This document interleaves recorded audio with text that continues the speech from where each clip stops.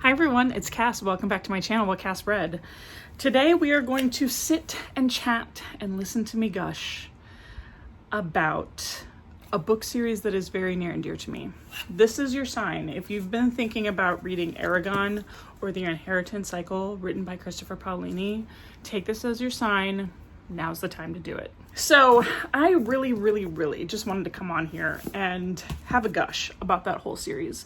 I've talked about it several times before on my channel, but this book series recently came back into my life because Christopher Paolini recently published a new addition to this world that we've been waiting.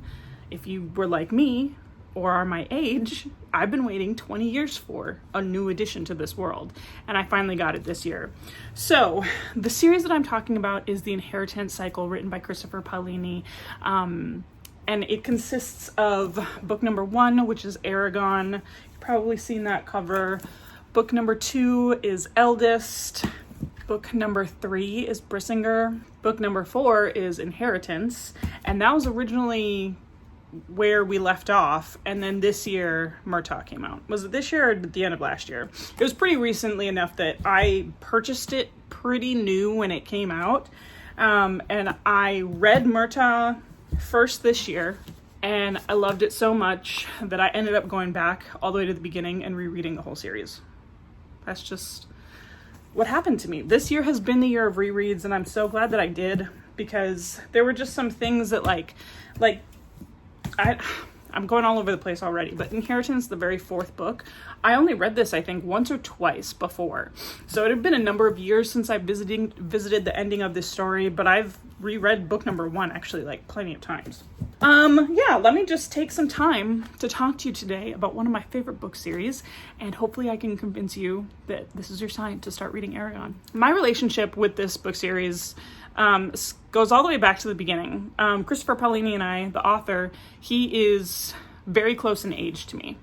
So you'll hear me say Christopher Paolini, just any kind of iteration of his name, because my friends and I were around the same age as him, and he was publishing these books when he was still in high school. So that means my friends and I in high school, we were reading these books together. And with the surgence of Book Talk and with the surgence of BookTube and that kind of thing, you understand what it's like to gush and love about a book in community with others, right? It's a cultural moment for you and your friend group, and that was Eragon for us. So I was in college when the last book came out. It had been a number of years since I had talked to some of my friends. One of them I still keep in contact with. And so actually when Murtaugh came out, I texted him right away, and I was like, guess what I'm reading? Now, what is Eragon about? Eragon is the story of a young man named Eragon. He grows up in this little village in Palancar Valley in the whole land of Alagasia. And Alagasia is one of those worlds where we are looking at society after the bad guy has already won. King Galbatorix has been on the throne for an absurdly long amount of time. He's king of this empire, and he has some rules and some regulations that are just very cutthroat for your average everyday person. He's said to be very powerful. And the big thing that happened when King Galbatorix rose to power was the dragons, their power fell. The world used to be ruled through magical unity amongst all different kinds of creatures, and you also have these very special magic wielders that were dragon riders, had special bonds with their dragons, and King Galbatorix overthrew them all. It starts off where Eragon isn't greatly affected by Galbatorix and the Empire because he's just living in this small little village. But what happens to him is he is out hunting in the Spine. It's this mountain range. This is how ingrained, in deep this story is for me. I know all the locations. Okay, so he's out hunting in this mountain range called the Spine, and it's supposedly, just kind of like this there's haunted bad things tend to happen in the Spine. It's not haunted by spirits or anything, but the townspeople are genuinely freaked out by this mountain range.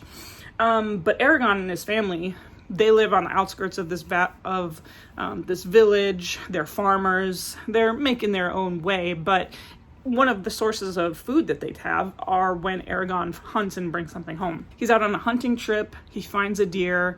He's about to line up his shot, get the deer, and then all of a sudden there's a huge flash, and this big, beautiful, giant sapphire stone appears out of nowhere. And that's kind of how we begin our tale.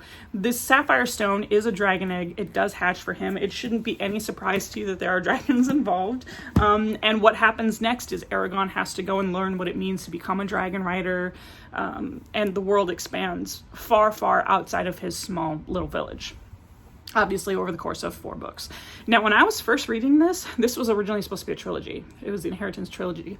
And back in those days, you had to follow the blogs. You had to follow, like, I think it was allegasia.net. I don't even think like it was like a christopherpaolini.com or whatever his website is anymore. You had to be locked in. It wasn't readily available, but you would get notice on the blogs and that kind of stuff that he realized that this story was much bigger than a trilogy and he needed to expand it. So we were blessed with a 4th book out of that whole deal. So some of the things that I've been thinking about, like what would newer audiences be drawn to this book series for, since it had been, you know, easily a 20-year gap between me reading this story for the first time and the last time that I read it. And it still holds up. It still holds up. And not from a fantasy perspective, not from someone who has read all of these classic fantasies and is like, oh, you got dwarves, you got elves, you got dragons. No, there were things and themes in here that I was picking up on that I didn't pick up on the first time around, despite the fact that this was written by a guy. It started when he was 15 when he wrote it, the first book.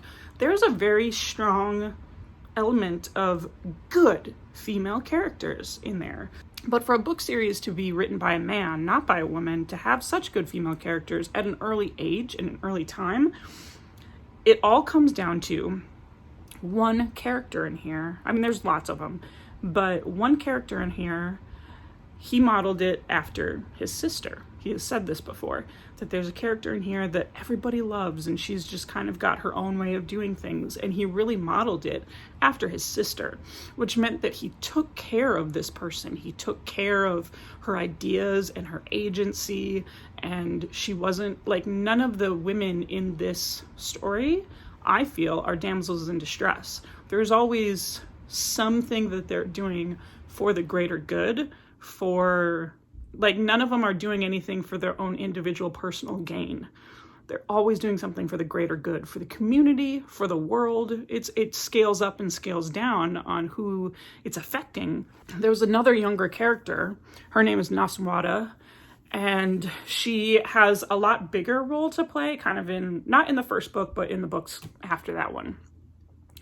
And you want to talk about, like, you know, we always talk about Eragon as this like coming of age story for like a young boy, but you do on the flip side, you have Naswada. It's a coming of age story for Naswada as well. And the types of things that she has to do in contrast to this solo adventure and responsibility that Eragon's on, she's thinking in terms of this greater good and this greater community that she has to get strong for. She can't be weak for, but what does it mean when she wants to be weak? What does it mean when other people think that she doesn't have a place at the table? Everybody has a place at the table. That's kind of one of the main messages I think that the whole series has as well, is trying to find space for everybody at the table, because we can't just have one person in control of everything with their grand, enormous power, wielding all of these different things. So this time around, I was really looking at, you know, everybody's trying to make space for everyone, and we've been siphoned off for too long into our smaller communities, and what does it mean when we all come together? Another thing that I think would be alluring for some people is, yes, there are dragons, but there are also cats. There's also some magical cats in here.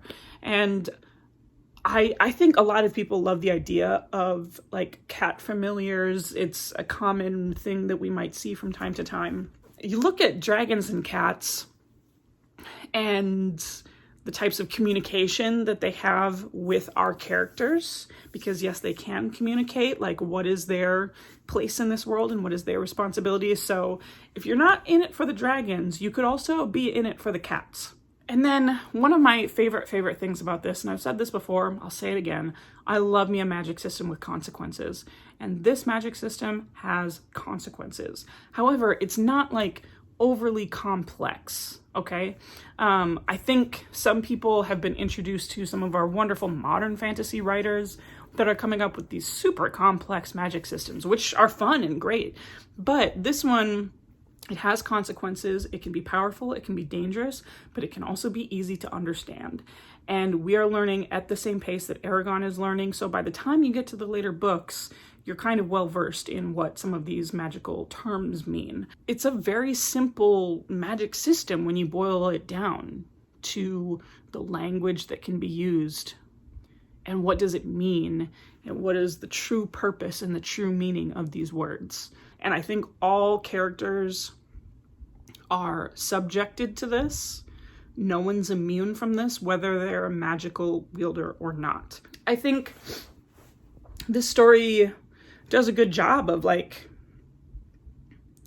so what if we have someone who's like technically this chosen one trope, right? But what is my role in this world if I don't have magic to use? I still have to bring something to the table. That's just a theme I've been seeing and that I've turned out to really be loving, is just that what are the consequences of magic? The system, yes, but if I am just a regular person in this world and I'm not one of these like prophesied chosen ones, what are my powers and how can I use things to my advantage? Is it okay for magic wielders to be the people with all the power, or is it not? Those are my three things. I think, yes, it's billed as like a coming of age story for a young man and going on his solo adventure. But I think you're going to be able to grip onto some really fantastic, well thought out female characters. I think all of these female characters were treated with respect.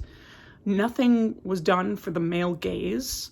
And everybody gets a say in the adventure. They're not left behind. And I love that. Number 2, magical cats. If dragons aren't your thing, we've got magical cats.